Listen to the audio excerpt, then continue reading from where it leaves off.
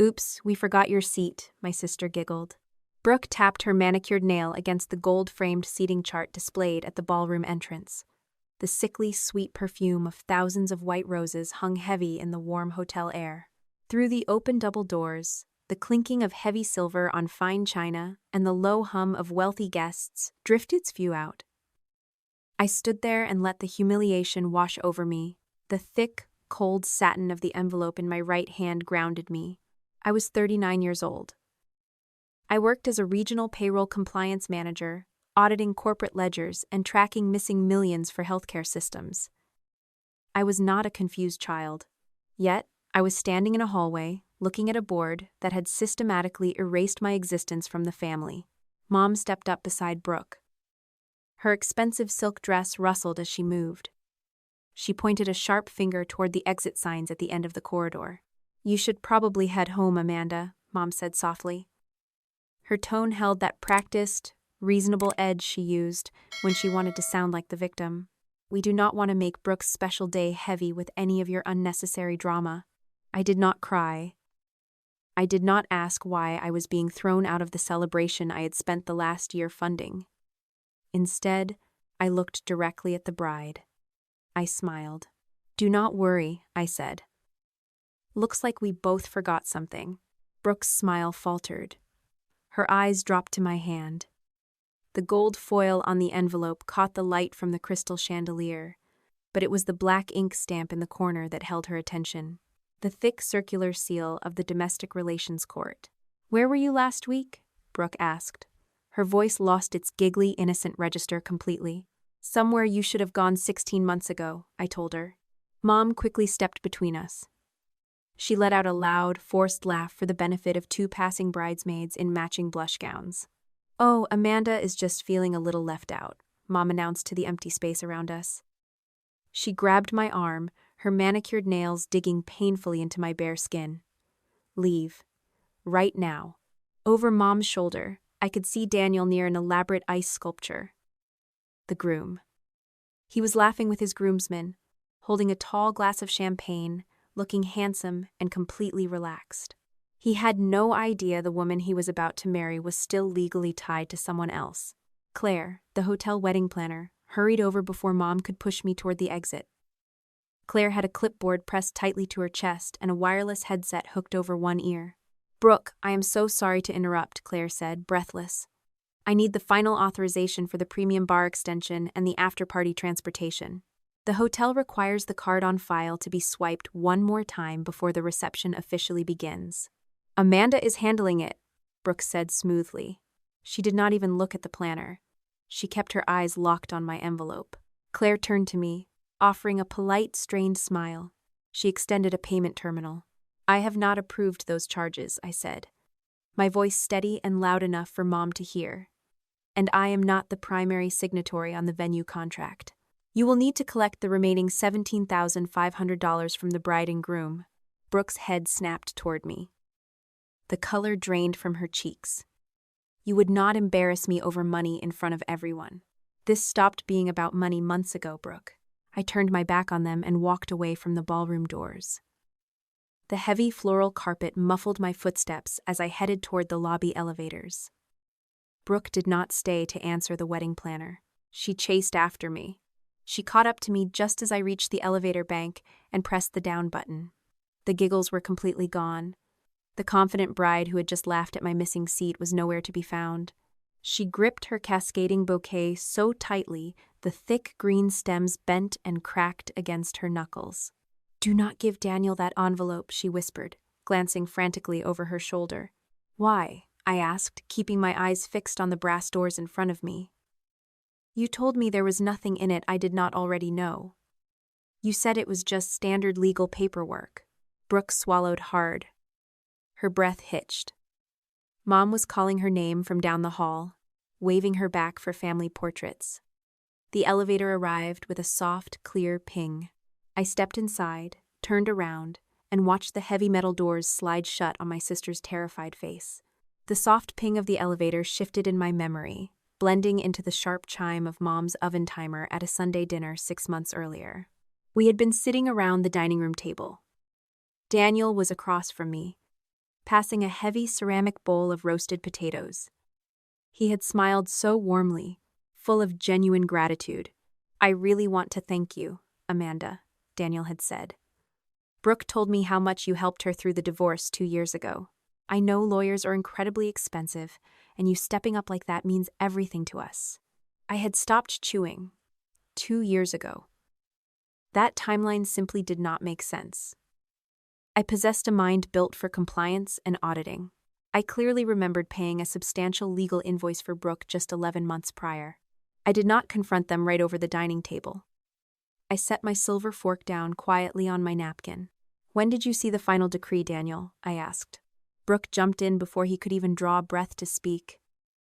"Oh, the paperwork was finished forever ago," she said cheerfully, quickly pouring more wine into his glass to distract him. Under the table, a sharp kick hit my shin. Mom.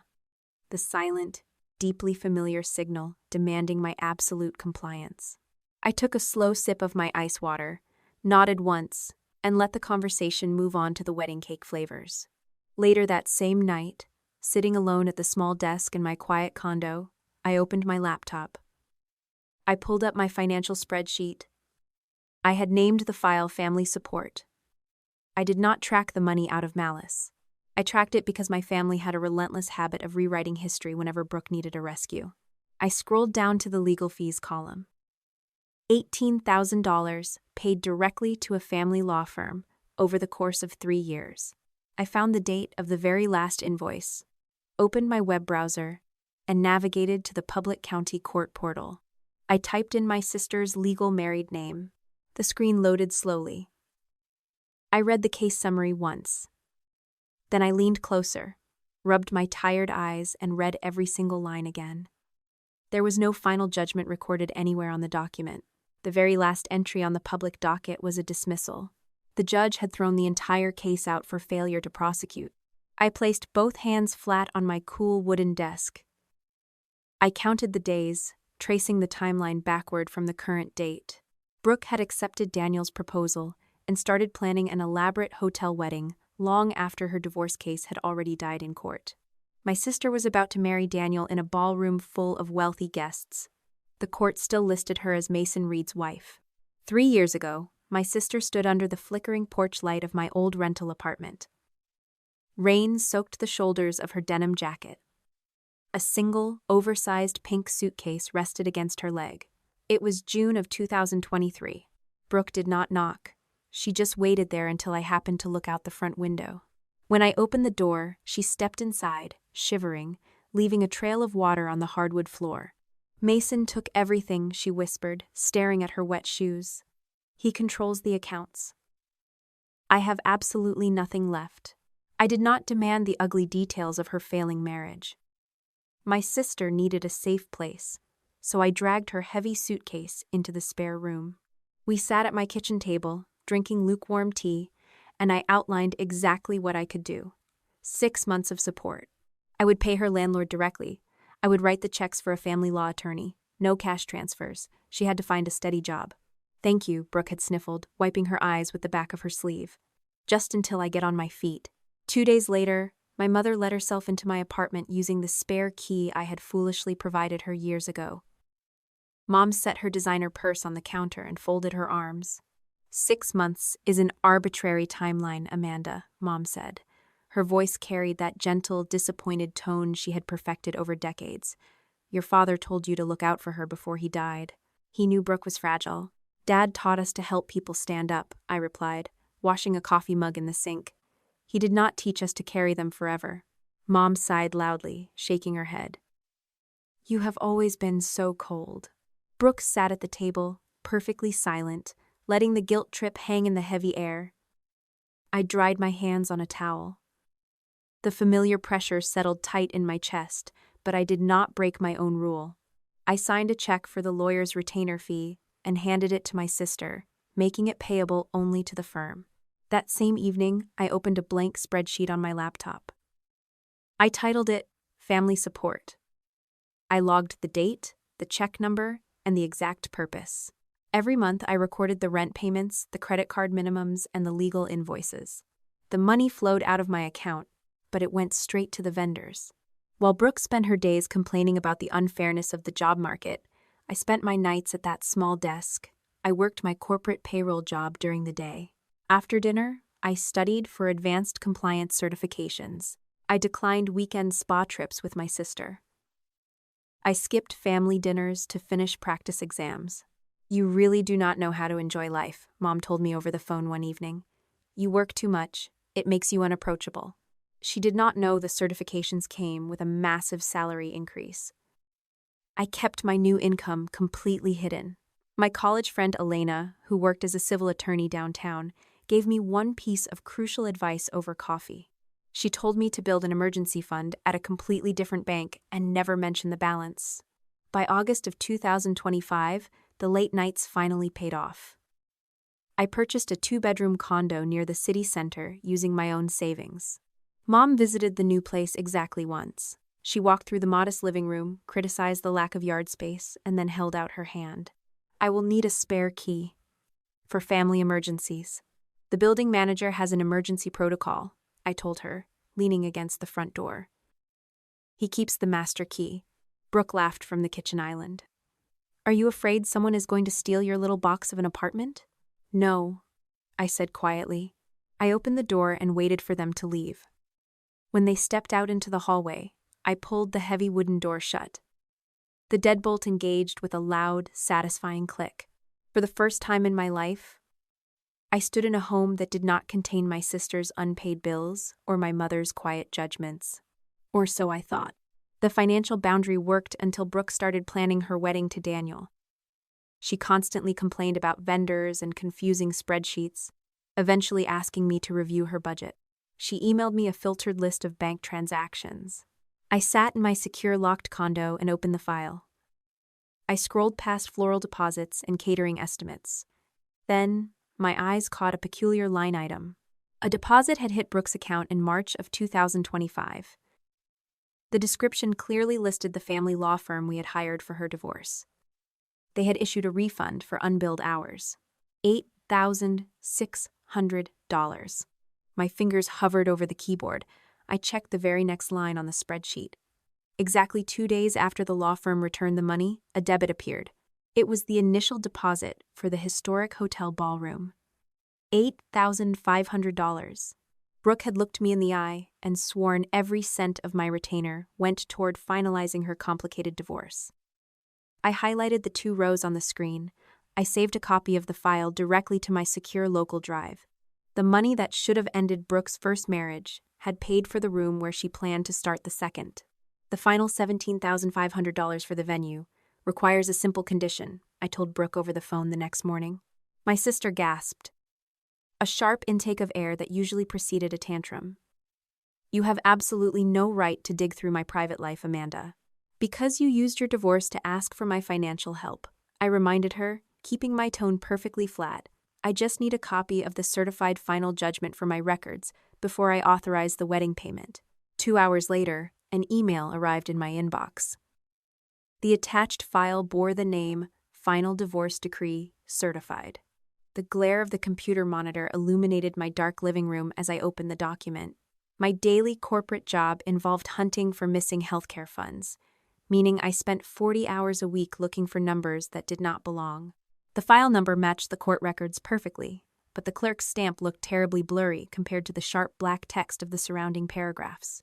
The margins shifted slightly on page 3, leaving an awkward gap near the bottom.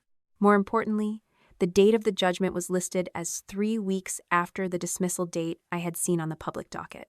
A sudden memory pulled my attention away from the dates. I navigated to an archived folder and opened a temporary support order my sister had forwarded me a year ago when she needed rent money. Placing the 2 windows side by side, the truth became painfully obvious. The stamp on the temporary order possessed the exact same pixelated blur on the left edge as the new decree. I did not alter the file, nor did I confront her immediately. I saved the original email to a secure folder and wrote down the discrepancies on a yellow legal pad. My cell phone vibrated against the desk, startling me in the quiet room. Mom was calling. "Brooke is crying uncontrollably," the woman who raised me said the moment I answered. "Why are you punishing your sister for finally finding happiness?" Did you actually see the certified judgment, Mom? She completely ignored the question, pivoting instantly to her favorite weapon. Your father would be heartbroken to see you treating family like an auditor treats a suspect. You need to think about our reputation and stop this foolishness. Instead of arguing, I pressed the end button and set the phone face down. Mom would always protect her youngest daughter. So I needed undeniable proof. I opened a new message window and typed a very specific request to Brooke. Before I authorize the remaining payment, confirm in writing that your first marriage legally ended and the attached document is the certified final judgment. When the reply came through 12 minutes later, it contained exactly what I needed. Yes, I am legally divorced. Release the payment and stop creating problems. I printed the thread immediately. My sister had just locked her lie in ink, completely unaware that she had handed me the exact leverage I required. The next afternoon, the hissing of an espresso machine filled the noisy coffee shop right across the street from the county courthouse. I slid the printed email and the suspicious PDF across a small wooden table. Elena adjusted her glasses, reading through the pages with the practiced silence of a civil attorney. Listen to me carefully, my friend said, tapping a silver pen against the paper. Do not post anything online, do not threaten her, and do not call her employer. You are going to walk across the street, get the official record, and let the paper trail do the talking. Elena took a slow sip of her black coffee, her eyes scanning the blurry court stamp one more time. You will not get all your money back, Amanda. A judge will consider some of those early payments a gift, but you can stop the bleeding, and you can protect Daniel from marrying into a fraud. Leaving my half-empty cup on the table, I walked out into the crisp autumn air. The courthouse lobby hummed with the quiet urgency of lawyers and security guards. The clerk's office smelled faintly of old paper and floor wax. I stepped up to the thick glass counter, paid a small fee, and requested the certified case summary for Brooke Reed. The man behind the partition stamped a heavy seal onto a crisp sheet of paper and slid it through the metal slot at the bottom. He offered no legal advice, just a tired nod as he called the next number. Carrying the document back across the street, I sat down across from Elena and placed the certified docket next to the PDF my sister had emailed me. The dates were undeniably contradictory. The official court record confirmed a dismissal 16 months ago, and there was absolutely no final judgment on file. Elena studied the two conflicting documents for a long moment. She looked up, her expression completely serious. If this was altered, your sister did not just lie about a divorce. She used the lie to make you pay. My fingers moved rapidly across the keyboard as I deleted my saved billing profiles from every wedding vendor portal. Turning off the automatic payments for my sister's credit cards took only 3 clicks, and I immediately changed the passwords on all my personal banking accounts. Next, I drafted a polite email to Claire. I explained clearly that I was not the contracting party for the venue, and any new charges required separate authorization from the couple. The wedding planner replied 10 minutes later with a brief confirmation. My office phone rang later that afternoon. The regional director called to officially offer me the position of Regional Payroll Compliance Manager, complete with a substantial salary increase. I did not call my mother. I did not text my sister. Instead, I met Elena for dinner at a quiet Italian restaurant and celebrated over fresh pasta. The extra money would funnel directly into my emergency fund and retirement accounts.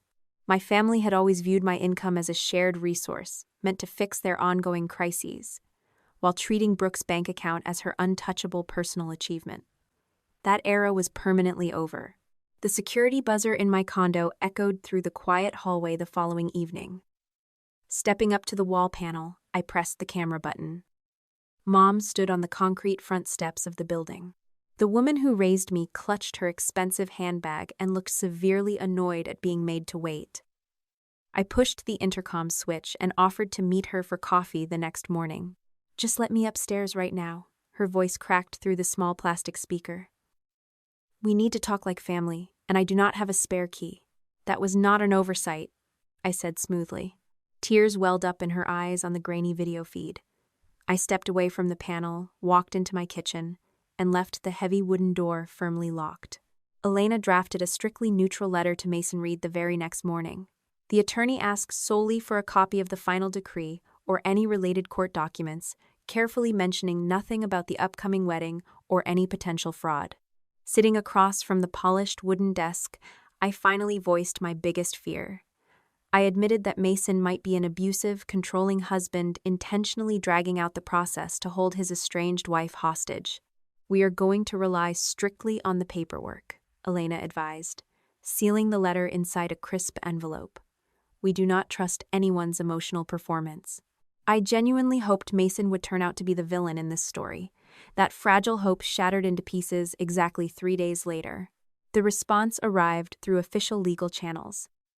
Mason's attorney provided a copy of the proposed settlement alongside a very clear explanation of the timeline. Mason had actually signed the agreement willingly years ago. Brooke had been the one who refused to provide a full debt disclosure to the court.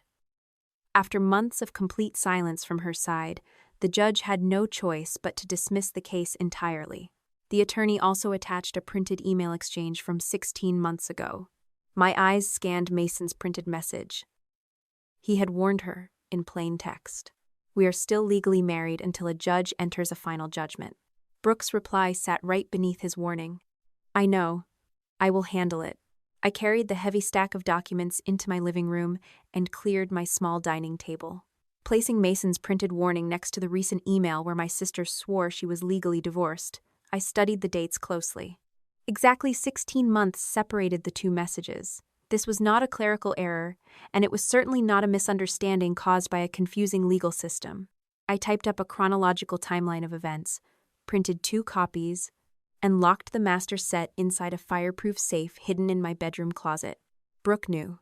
She had known for 16 months, and every dollar she asked me for after that came with a lie attached. Elena's conference room smelled of lemon polish and expensive leather, providing a sharp contrast to the worn canvas jacket draped over the chair across from us.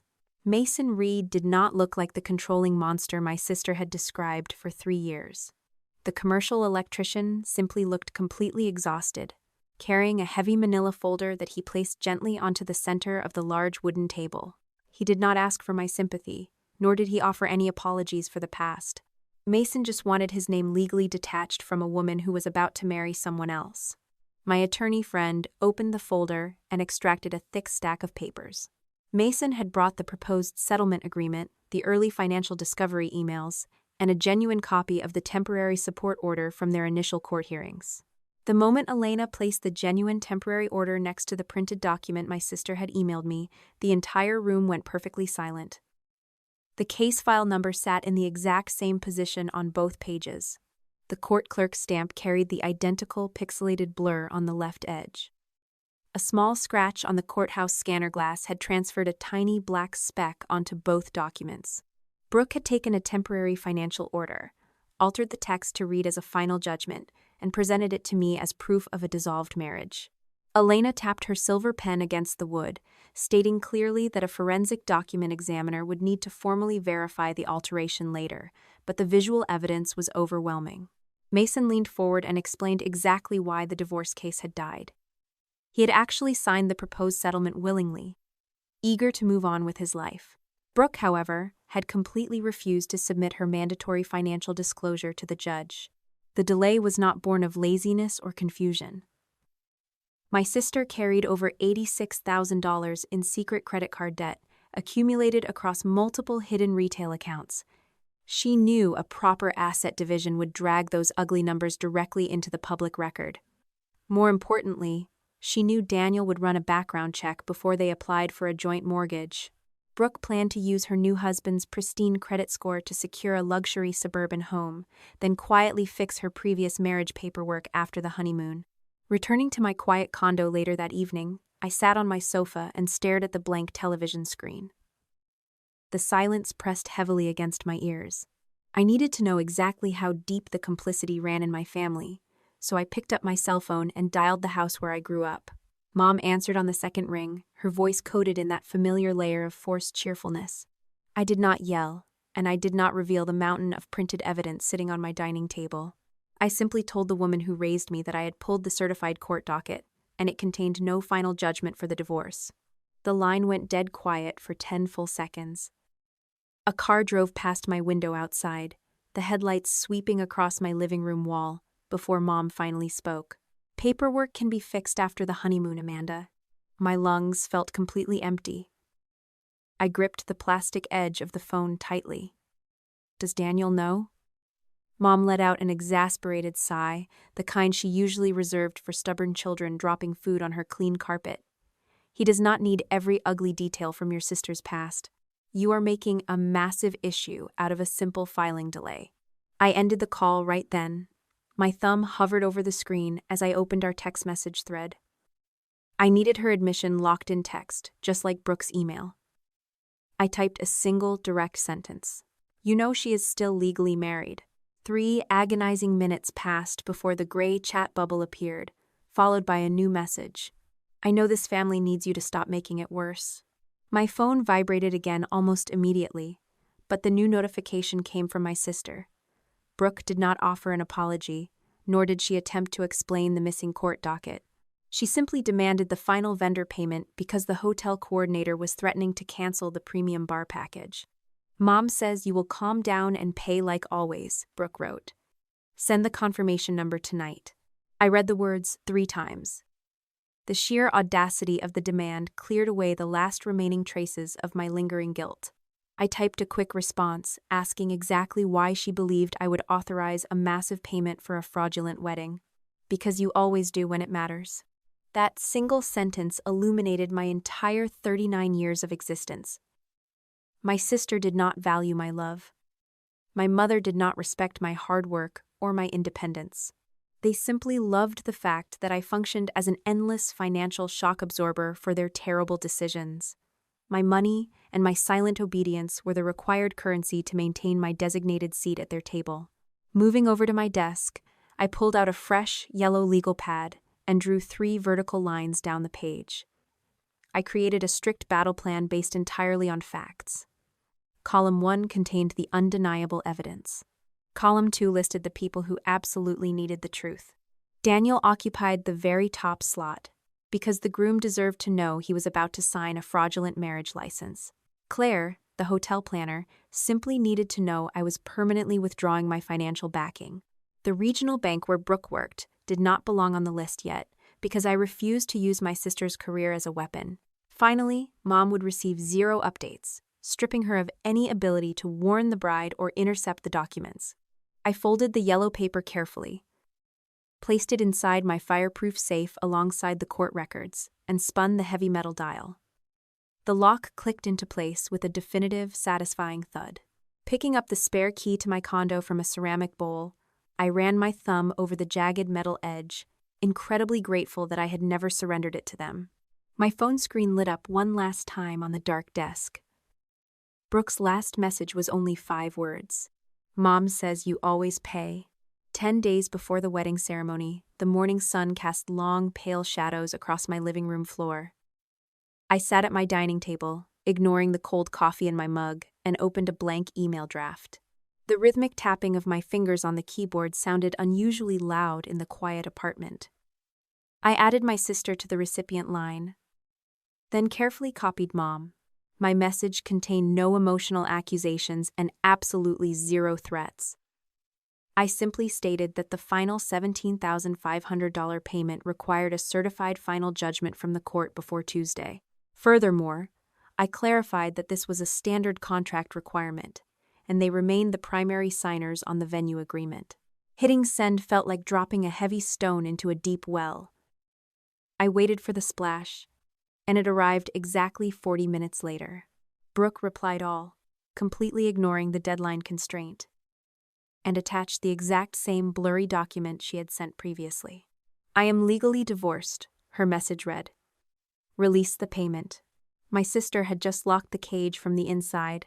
Later that afternoon, Elena spread a collection of manila folders across her large mahogany conference table. The civil attorney's office smelled faintly of lemon polish and old books. We needed to curate a specific packet for the groom, removing anything that looked like a petty family squabble. My lawyer friend moved with practiced precision, stacking only the undeniable proof on the polished wood. First went the chronological timeline we had typed together. Next came the certified court docket, showing the dismissal, followed by the fraudulent file Brooke had submitted as proof of divorce. Finally, we added Mason's printed warning and my sister's email demanding the money. No bank statements showing my years of financial support made the cut. We did not include a single emotional letter. He just needs the facts, Elena murmured, sliding the neat stack of paper into a thick cream envelope. If you overwhelm him with your family history, he might write you off as a jealous sibling trying to ruin the big day. I picked up a black marker and wrote Daniel Mercer across the front in block letters. Below his name, I added a simple instruction. Please read before signing the marriage license. My stomach tightened as I sealed the flap, but I placed a duplicate set of documents into my leather tote bag and left a third copy in Elena's secure filing cabinet.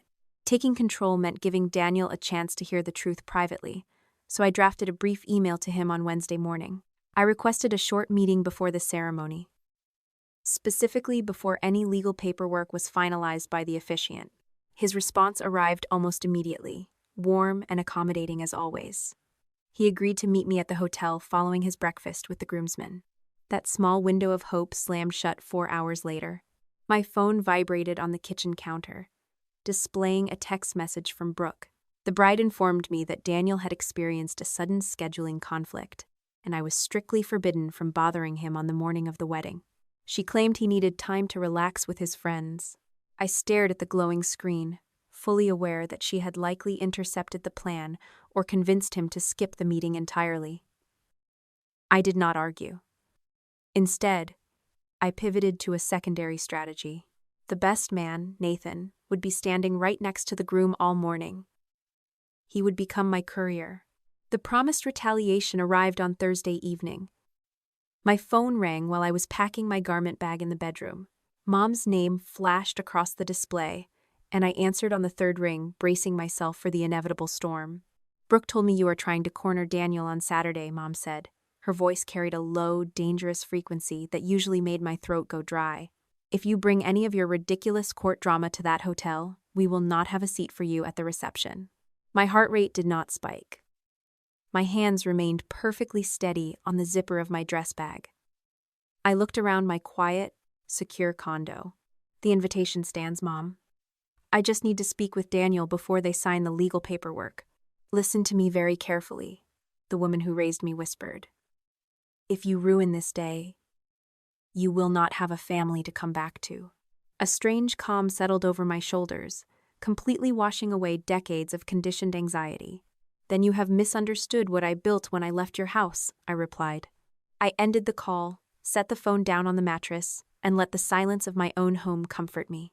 The threat to erase me from the seating chart was not an empty one, but it no longer carried the power to destroy me. Friday morning demanded immediate action, so I logged into my credit card portals and systematically dismantled the financial safety net I had unwittingly provided. I canceled the authorization for the premium bar extension, revoked the payment profile for the after-party transportation, and removed my card from the honeymoon suite reservation. Crucially, I did not issue any fraudulent chargebacks for the services they had already consumed. I simply stopped the bleeding on the uncommitted funds. An email from Claire, the hotel wedding coordinator, arrived shortly after lunch. She confirmed the cancellation of my payment guarantees, noting professionally that the bride and groom would now bear the responsibility for the remaining balance. I printed her confirmation email and slid it into my work briefcase. My legal obligations were officially severed. Saturday morning dawned cold and gray, the middle of October chill seeping through the glass of my bedroom window. As I stood in front of the tall mirror, my phone buzzed violently on the nightstand. Brooke had sent a text message. Come early, bring the check. Do not make today about you. I smoothed the fabric of my dark blue dress, appreciating the structured fit and the deep pockets. Walking into the closet, I opened my fireproof safe and retrieved the thick cream envelope. The gold foil seal caught the overhead light. I slipped the heavy packet into the inner pocket of my coat, feeling its weight pressed gently against my ribs.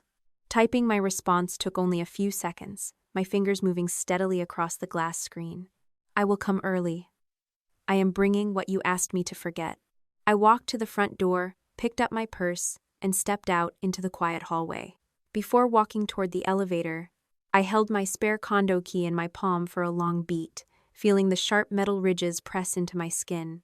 It represented the ultimate boundary, a physical manifestation of the peace I refused to surrender to them ever again.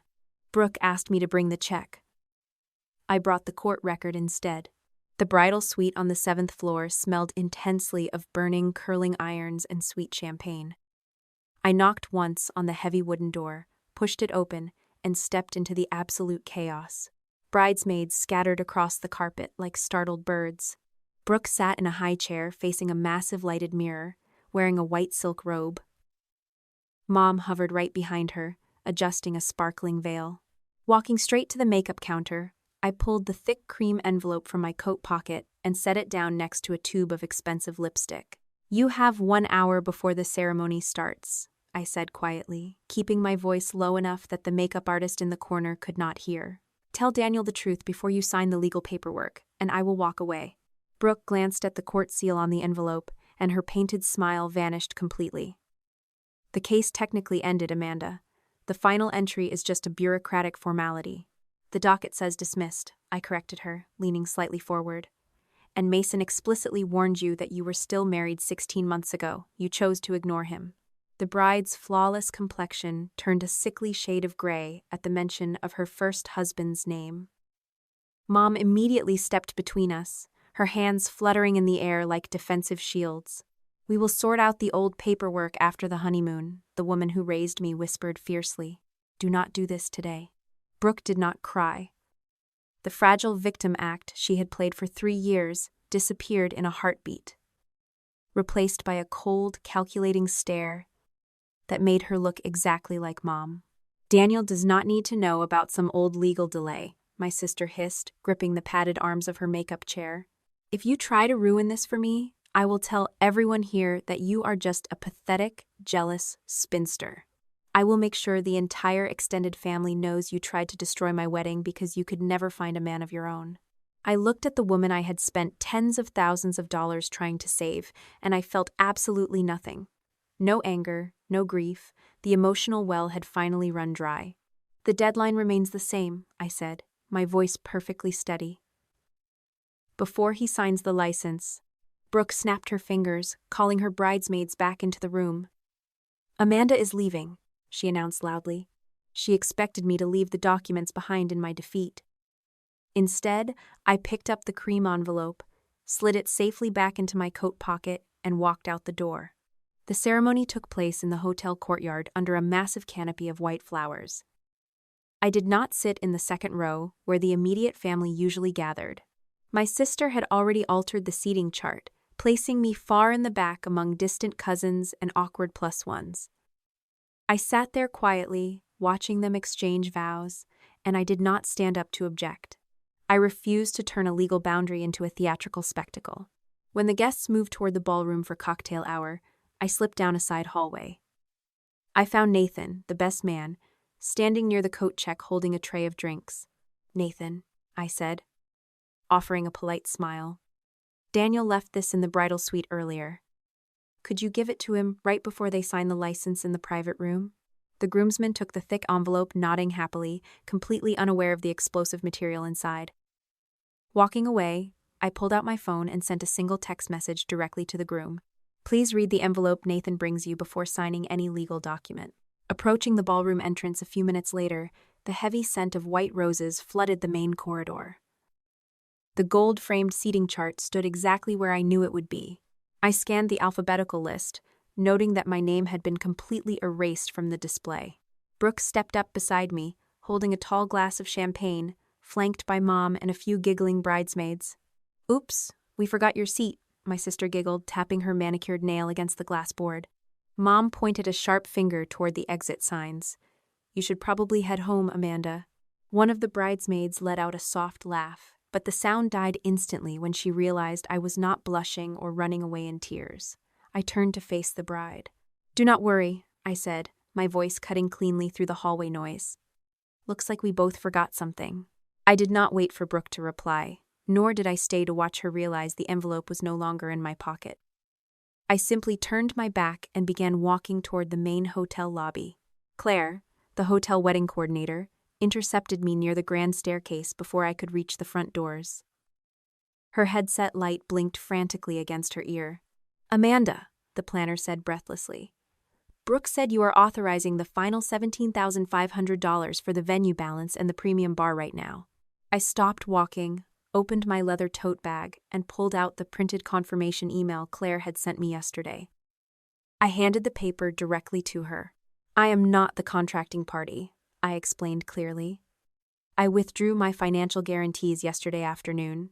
Brooke caught up to us, her heels clicking aggressively on the marble floor.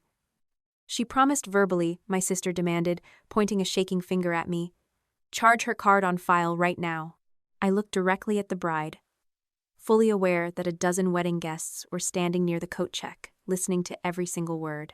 My gift depended on a legal divorce, I stated, my voice echoing slightly in the cavernous lobby. You confirmed one that does not exist. A heavy, suffocating silence dropped over the gathered crowd. Guests exchanged confused, horrified glances. Brooke stood completely frozen, her mouth opening and closing without producing a single sound. While my sister stood paralyzed in the lobby, the heavy wooden doors of the private signing room suddenly swung open down the hall. I watched Daniel step out into the corridor. The live band inside the ballroom was playing a cheerful jazz standard, but the groom looked violently ill. His face was completely drained of color. In his left hand, he clutched the cream envelope I had given Nathan. In his right hand, he held the official state marriage license application. I knew exactly what must have happened behind those closed doors. He had read the certified docket. He had seen the fake PDF. And then he had looked down at the government form Brooke had filled out weeks ago. She had been forced to write a specific date of divorce on that application to get the license approved by the state. Daniel ignored the whispering guests. He bypassed the wedding planner entirely. Marching straight up to the bride, he held up the government application, his hands shaking with barely contained fury. Daniel looked at the woman he loved and asked, "Brooke, who is Mason Reed?" The heavy silence in the grand lobby broke when Daniel turned abruptly and walked toward the private signing room. He did not yell. Brooke stumbled after her fiancé, her white gown dragging across the polished marble floor, while Mom hurried closely behind. Nathan, the best man, gestured for the officiant and me to enter the small mahogany-paneled office before pulling the heavy wooden doors firmly shut. Inside the enclosed space, the air felt stifling and completely still. Daniel dropped the cream envelope onto a small glass table, picked up the state marriage application, and looked directly at my sister. "I need you to tell me the exact date your first marriage ended," the groom said, his voice stripped of all its usual warmth. Brooke swallowed hard, gripping the edge of a leather chair. She provided a date in late May, her eyes darting nervously toward Mom. "That is fascinating," Daniel replied, holding up the government application. "Because you wrote a completely different date in August on this sworn legal document, and the certified court docket in this envelope lists a dismissal from April of last year. That makes 3 different dates, Brooke." Mom immediately stepped forward, placing a comforting hand on the bride's trembling shoulder. The woman who raised me offered a practiced, reassuring smile. "The court systems are just terribly slow these days, Daniel. Amanda is blowing a simple clerical delay vastly out of proportion because she feels left out." I did not raise my voice to argue. I stood near the closed doors and stated one simple fact. The certified public docket contains no final judgment. Daniel pulled his phone from his tuxedo pocket, snapping clear photographs of the fraudulent decree, the actual docket, and the marriage application. He announced that he was sending the images directly to his family attorney for immediate review. The officiant cleared his throat, stepping away from the glass table. The older man picked up his gold pen and capped it with a sharp click. He stated clearly that he could not legally finalize any marriage license, while the bride's capacity to wed remained in question. Gathering his leather portfolio, the minister stepped back against the wall. Panic finally shattered Brooke's frozen demeanor.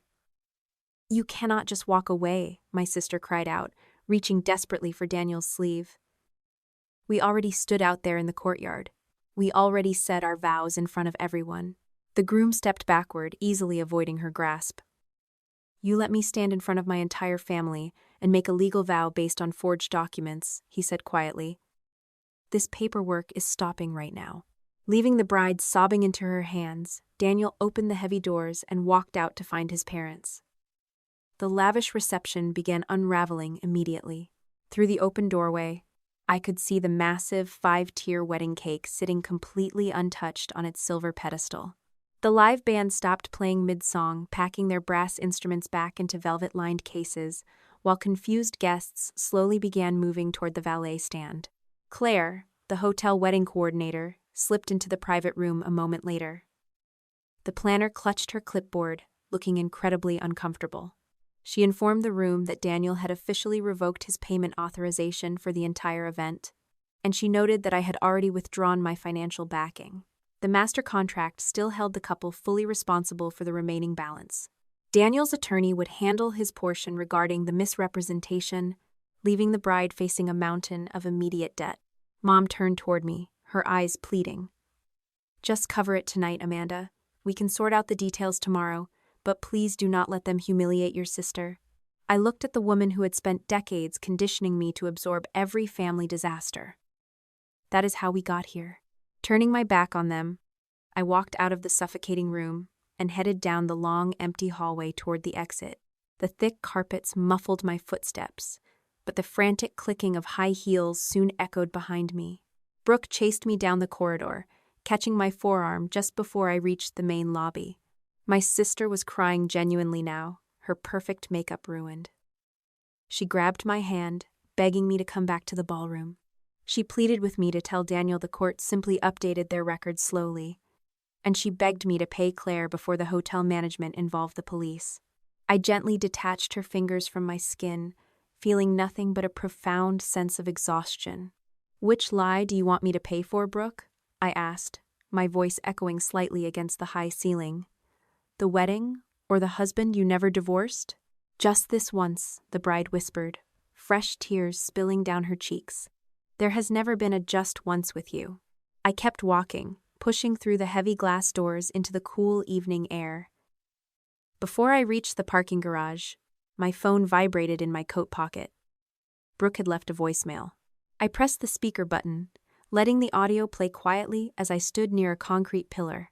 "Tell Daniel you misunderstood," my sister's recorded voice demanded, her tone shifting seamlessly from desperation back to manipulation. "I will fix the divorce after the honeymoon. Please pay Claire tonight." A shadow moved to my left. Daniel stood a few feet away, holding a warm, untouched glass of champagne. He had come outside to escape the crowd, and he had heard every single word echoing from my phone speaker. The groom did not yell. He walked past me, pulling his phone to his ear. I heard him leave a message for Brooke, stating calmly that their engagement was permanently over and all future communication would go through his lawyer. Then, Daniel added a devastating detail. He mentioned that she had also used that same fraudulent decree in the employee mortgage paperwork they had prepared for their new house, meaning the document would likely be reported to her corporate compliance department. Daniel stopped at the edge of the valet stand, looking back into the hotel lobby where the unopened wedding cake sat in the empty room. "I am giving every copy of this document to my lawyer," he said. 2 weeks passed before the dust truly began to settle. Mason hired a new attorney and filed a legitimate divorce petition, legally demanding a full disclosure of all hidden marital debts. Daniel moved with equal precision. The former groom permanently dissolved the joint wedding accounts, terminated the suburban house purchase, and requested his ring back. Brooke dragged her oversized pink suitcase right back into my mother's guest bedroom. Sitting in my quiet condo, I watched the days turn into weeks. I paid absolutely zero bills. By the middle of November, the legal terminology shifted completely. Elena called me on a Tuesday morning with a major update from Daniel's legal team. His attorney had hired a forensic document examiner to review the court files. The expert officially confirmed that the clerk stamp and the judicial signature block on the fake decree had been digitally copied directly from the old temporary support order. The word forgery formally entered the legal correspondence. That revelation triggered a massive domino effect. Brooke had foolishly submitted that exact same altered document to her employer while applying for an employee discount rate on her new mortgage. When Daniel canceled the house purchase and flagged the paperwork, the regional bank initiated a strict internal audit. My sister was immediately placed on unpaid administrative leave pending a corporate investigation. Brooke called my cell phone that evening, her voice completely hysterical. "You are actively destroying my entire career," she screamed through the speaker. "The compliance office is auditing my entire client portfolio because of you." "I did not put that altered document into your employment file," I replied calmly. I ended the call and blocked her number. 3 months after the shattered reception, the financial reality finally caught up to them. The historic hotel, the luxury travel agency, and multiple credit card companies sent aggressive demand notices. Brooke was forced to sell her luxury sport utility vehicle just to cover the minimum monthly payments on her secret debts. Mom quickly realized her own retirement savings could not sustain a second adult indefinitely. The woman who raised me called on a Sunday morning, her voice thick with exhaustion, asking if I could provide a small temporary loan to keep the collection agencies away. I opened my laptop and emailed her the contact information for a certified credit counselor. I did not send a single dollar. "You have become incredibly cruel," Mom whispered into the phone. "Support no longer means payment," I told her quietly. Desperation soon bred a completely different strategy. Brooke logged onto her social media accounts and posted a massive essay detailing her victimization. She accused me of extreme jealousy, claiming I had maliciously manipulated court records and stolen her promised wedding funds at the absolute last minute. Several distant aunts called my cell phone within hours, demanding explanations and accusing me of breaking our family apart. Elena responded by drafting a swift cease and desist order. The legal notice bound my sister to stop spreading defamatory claims regarding stolen money or forged documents. I chose a more personal approach for the family. Instead of arguing in the comments section, I invited 3 key family elders to a private afternoon meeting at my condo. I placed the certified court docket, the chronological timeline, and the printed email from Brooke right on my small dining table. The older relatives read the papers in complete silence. No one made jokes about my difficult personality or my cold nature ever again. The quiet realization in their eyes was worth more than any public apology.